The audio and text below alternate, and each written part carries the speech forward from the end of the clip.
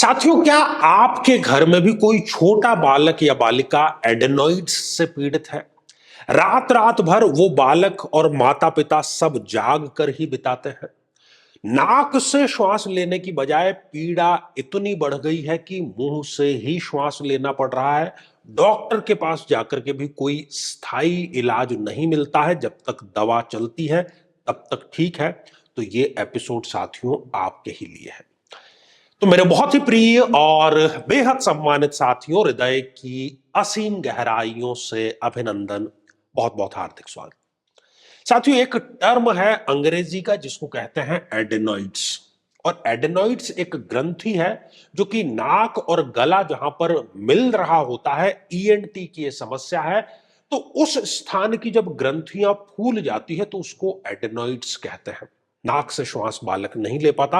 और ये जो बीमारी है ये खासतौर पर छोटे बालक बालिकाओं में होती है, खासतौर पर 10-12 या उससे जो कम उम्र के बच्चे हैं उनको।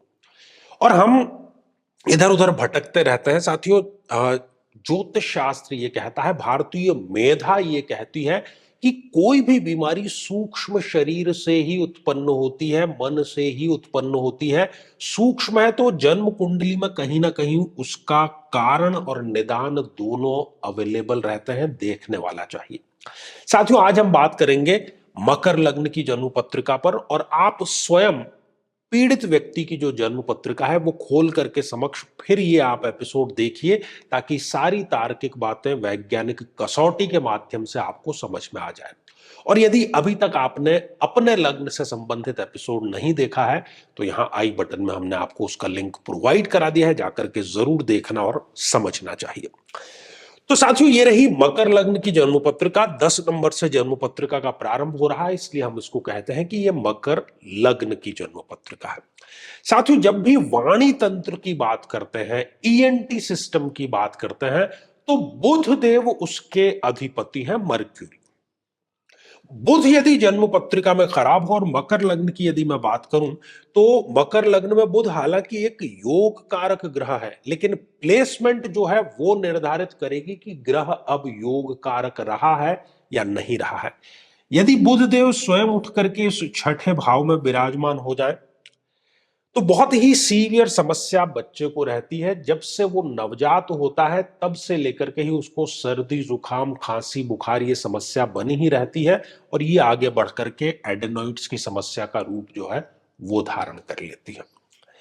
साथियों, यदि बुध देव इस अष्टम भाव में विराजमान हो जाए, चूंकि ये मृत्यु का भाव है, कष्ट का, पीड़ा का, एक्सट्रीम कष्ट का, मृत्यु तुल्य कष्ट का भाव है, तो ये जो एडेनोइड्स की समस्या है ये इस मामले में बहुत सीवियर, बहुत क्रोनिक रूप धारण कर लेती है।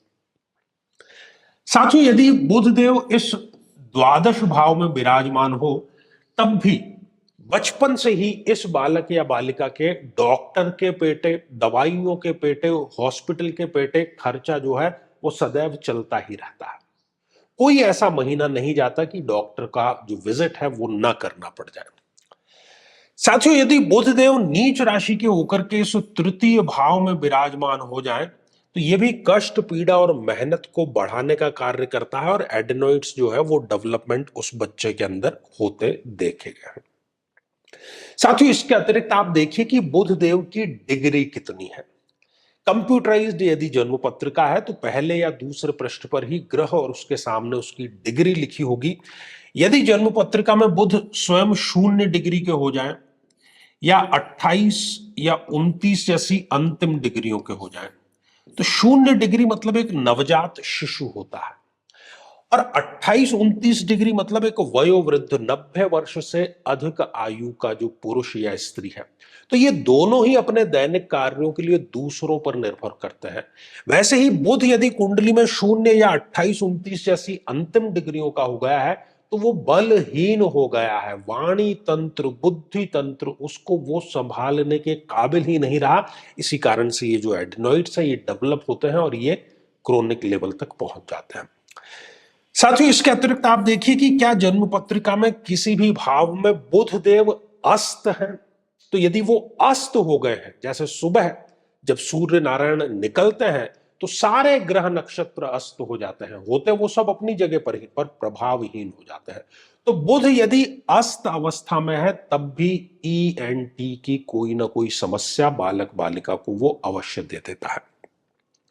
साथियों, इसके अतिरिक्त आप देखिए कि जन्म पत्रिका में बुध देव किसी मारक ग्रह के साथ में युति करके विराजमान है क्या, और मकर लग्न की यदि मैं बात करूं तो गुरुदेव यहां पर प्रबलतम मारक ग्रह है।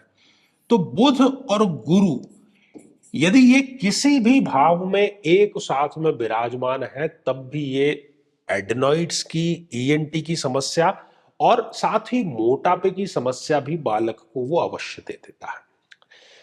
साथियों, किसी भी भाव में यदि बुध और चंद्रमा एक साथ हैं, चंद्रमा भी एक अति मारक ग्रह है, ठंड के कारक है, शीत प्रधान है, तो सर्दी, जुकाम, खांसी, बुखार, निराशा, मानसिक तकलीफ ये बालक को वो अवश्य दे देते हैं।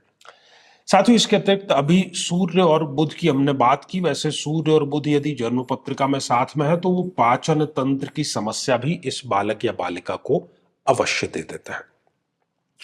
साथियों, ये तो समस्या की बात हो गई। यदि अब इसका समाधान करना है तो बालक बालिका क्योंकि बहुत छोटी उम्र का है तो उसके निमित्त जो भी उपाय करने हैं वो उसके माता पिता को करने हैं, और इसका जो सर्वोत्तम उपाय है वो है महादशा को साथ लेना। महादशा मंत्र साधना जो है वो पिता या माता कोई भी संकल्प लेकर के कर सकता है, और इस बालक को जो बुध का अभिमंत्रित जल है उसका नियमित रूप से सेवन अवश्य कराया जाना चाहिए। तो साथियों, ये समस्या जो है इस पर हमने विशद चर्चा की है। आगे की जो श्रृंखला है 2 लग्नों की बाकी है वो जारी रहेगी। यदि आप भी चाहते हैं कि आपकी कुंडली का सूक्ष्म विश्लेषण हो, समस्या का समाधान हो, तो आगामी समय में मैं स्वयं इन शहरों में उपस्थित रहूंगा। आप समय लेकर के मिल सकते हैं या फिर टेलीफोनिक या वीडियो कॉल के माध्यम से भी जुड़ सकते हैं। तो आज के लिए केवल इतना ही, और इसी मंगल कामना के साथ में कि आप सभी स्वस्थ, समृद्ध और शांतिपूर्वक जीवन व्यतीत करें। नमस्कार। साथियों, कई वर्षों के जन्म पत्र का अध्ययन और लाखों कुंडलियों के अध्ययन के बाद हम ये कह सकते हैं कि यदि किसी की जन्म पत्रिका में शुक्र पीड़ित है तो उसको इस ग्रह की महादशा में इन 9 लक्षणों का, इन 9 कष्टों का, पीड़ाओं का अवश्य सामना करना पड़ता है। व्यक्ति को चाहते हुए भी शारीरिक सुख मिल ही नहीं पाता है। किसी ना किसी प्रकार का गुप्त रोग उसे सदैव बना रहता है। भौतिक सुखों को व्यक्ति चाहते ना चाहते हुए भी उठा ही नहीं पाता है। गुर्दे अर्थात किडनी का कोई ना कोई रोग होना, बहनों को स्त्रीजन्य रोग होना, व्यक्ति अपनी हैसियत से ज्यादा फिजूल खर्ची में खर्च जरूर करता है, दाम्पत्य जीवन में तलाक तक की स्थिति उसके बन जाती है, व्यक्ति वासनाओं के प्रति कुंठित ही रहता है, और बड़ी चीज कि शादी योग्य उम्र होते हुए भी व्यक्ति का विवाह ठीक समय पर संपन्न नहीं हो पाता। लेकिन साथियों, यदि आप भी इन सभी कष्टों से स्थायी और सटीक मुक्ति प्राप्त करना चाहते हैं तो उसका तरीका है इस ग्रह की महादशा मंत्र साधना दीक्षा, जो विशेष रूप से आपके नाम, आपकी जन्मतिथि के अकॉर्डिंग की जाएगी, और गुरु दीक्षा के माध्यम से अभिमंत्रित माला भी आपको प्रदान की जाएगी, ताकि न केवल ये सारे कष्ट दूर हों बल्कि ये पूरी की पूरी महादशा आपके लिए शांतिदायक और सुख समृद्धिदायक साबित हो।